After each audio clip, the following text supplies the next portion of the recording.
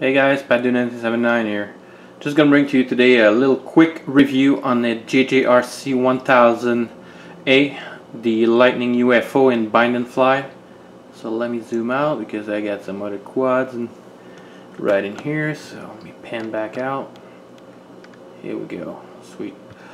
Alright, so this is the JJRC 1000A in bind and fly.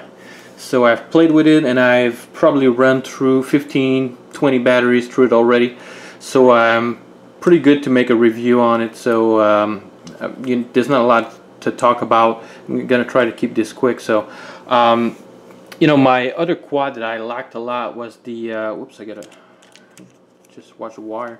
So it was the VWL Toys, the V202. So WL Toys V202, and look at the size comparison between those two. I mean, look at that. It's even smaller, but you know what? It has the same characteristic as the WL Toys V202. The only thing is, I think it might be a little bit stronger because it's, you know, a unibody construction. It's all one piece. Well, actually, it's two pieces stuck together, as you guys can see here. That little line. But you know, it's rigid. It's all the parts. There's no wire to run through the. You know, it's gonna be easier if I gotta fix it too. So right now I've crashed it a couple times, more than I'm proud to admit, but you know, this thing is fast. It's faster than the WL Toys V202. Let's put that on the side. Let's compare it to the WL Toys V212. So let's look at it compared to the V212. I mean, it's not even comparison. You could probably take the V212 and fly off with the JJRC on top. So I'm just gonna put those on the side. I'm just gonna concentrate here. And the controller is a WL Toys controller for the V292, 929 and 939. So, well, actually it's for my V202 as well, and my it didn't. That's what it says with controller when it came with it. It didn't say WL Toys, you know, V202 or V212. So that's one of my two controllers that I got like that. So the quadcopter itself, nice little quad. You know, a couple things that I, well, don't like that, you know, are a little bit. There's a few bugs with it, I would say, a few complaints. One is that the quadcopter, when it's hovering, and sometimes it does it with the lights on, sometimes it doesn't with it without the lights, it just starts drifting. It just twitch, tick, and it just starts drifting on the other side. So it's just a little twitch, and it's usually left in diagonal front left, so, or backwards.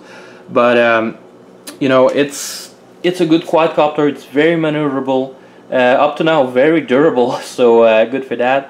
The wire in the back, I don't know why it's that long, maybe to accommodate all types of battery, but this thing is freaking long. If you look at it, it's, you know, almost the length of the quadcopter diagonally, so at least half the length. So, but you can put a lot of different batteries in there. So I'm using my 300 milliamp hours, you know, batteries that I got from well, from Banggood for my V202.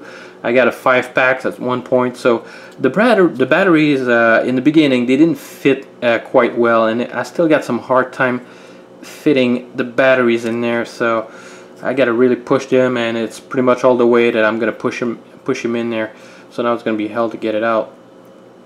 But yeah, I'm probably gonna have to take something to take them off. Come on, just get out. I don't want to pull on the wire too much, so live television, right? Give me a second. I gotta find something to push that out with. That'll do.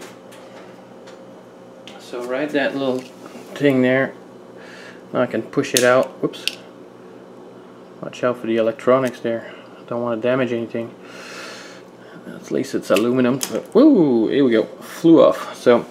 But one of the things I did to improve that, well, in the beginning, let me put that back there. So in the beginning, it didn't accept the batteries, so, and I got even a bigger one from Upsen, the 380s. So this one fits in as well. So, whoops, can I put it in there? Come on. So you got to put it at an angle, then go back down and push it. So sometimes you got to put it on one side because the wrapper on this batteries is a little bit different. So here we go. So right now it went in, so that's pretty much all it's going to go in.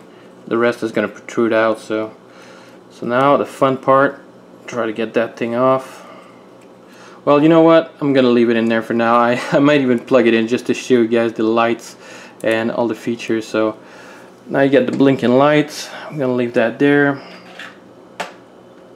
So now arming controller. So let's put it on 40. So right off the bat, I'm going to turn it that way because this is the front orientation. The red's in the front and the other one's in the back. So, alright, so the wire's touching there. I'm going to have to put it back down a little bit more. That should be good. Ooh, a little crash. So, right off the bat, you know, I can fly it around. Try to go and land back down on the box. Here we go. Land it back on the box. So, as you guys can see, it's pretty durable. You can see the light pattern. You can turn that off. And, you know, this is just a quick review. I just wanted to make a small flight demonstration. I know people want to see it fly a little bit more, but I'm going to do another video while I got it flying a little bit more. So, but one thing I did to make the battery tray a little bit bigger, as you guys can see here, there's 4 screws. So those 4 screws, I just loosen them up a little bit. Just, you know, loosen them until I could get the battery fitted in. Now it stretches the bodies a little bit. As you guys can see, when I put it in there, it does a little bit of a stretch on the body. But you know, it's that, or I gotta cut that part off, and then it might not be secured. I'm gonna have to use an elastic to keep it in there. So I'm gonna play around with it to see how it fits better. So but right now this is the method that I chose to modify the body. I can't get that off, so I might have to pull the screws out a little bit more. So as you guys can see, there might be a little bit of a couple of scuffs on it. So I just took it out and I played it, I bring it at work. I banged it on some cement. I banged it upstairs in the air like 20 feet. It fell down on cement, and you know, still pretty good. No damage yet. So there's one motor, that one was not turning completely so freely like the other ones. The other ones are turning a little bit better. So, but that one's a little bit slower, so to recuperate. But anyways, good quadcopter, as maneuverable as my V22, even more so. Very stable when you fly it around. It's very fun to just you know, turn it and just go around and just fly it around. It's a little slow on the yaw, so the yaw is not like super crazy. It's just, it's turning at 80%. It's just turning about like that. So it's pretty quick, but not enough to do some funnels and stuff like that. So you know, it's a good little quadcopter for $21 Canadian. I paid for it. If it ever comes on sale from Banggood for, I would say $17, $18, or maybe $16, $17, I'm gonna buy at least 1 or 2 more of these, just because they're fun. So better order some spare props and stuff when you're ordering. And I think this model, the JJRC, might still be available for maybe a couple of months. I might get wrong on that, but it might be available for a couple of months.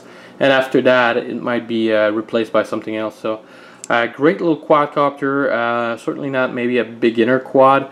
Although if you're flying it slowly, it might be good. You might want to get something with a prop guard to begin with. So if you're looking at that for beginner. And like I said, the box with the bind and fly, everything you got in there, anything you got in there, is just your basic quad. That's it. No batteries, no spare prop, no charger, no nothing. Just the quad, and I'm okay with that. The only thing is, I wish the price would a little bit cheaper. Like I said, $16, $17. I would buy another one, because the other ones, when you get them bind and fly, you get a couple of stuff with it. You get some spare props. You get a few stuff. So that's the only thing I'm disappointed in, and I wish it had you know, right out of the box it had a few more parts, but since it doesn't, you guys might have to consider that if you don't have any batteries to fly it from your previous quadcopters. So if you just want to get on bind and fly, remember you're gonna have to buy some batteries and buy yourself a charger and some spare props. What I did is order a charger because one of my chargers was, well, I thought it was broken, but it's working fine. And I ordered some spare props, so that's the only thing I got. And I got some spare props, a ton of spare props for my V202. I got a ton of spare props, so they're probably going to be able to fit in there. Almost the same size. Actually, it's pretty much the same thing. I think it might be the same pitch. I'm going to have to watch it, but I think it might be the same pitch as well. So hope you guys enjoyed this little review slash flight demonstration with a couple crash. So hope you guys enjoy that, and I'm going to show you guys in the next video some flight footage so you can see it fly around my house. Hopefully I won't have crashed it too bad and broken it by the time I make that video. So hope you guys enjoy, and see you guys on the next one.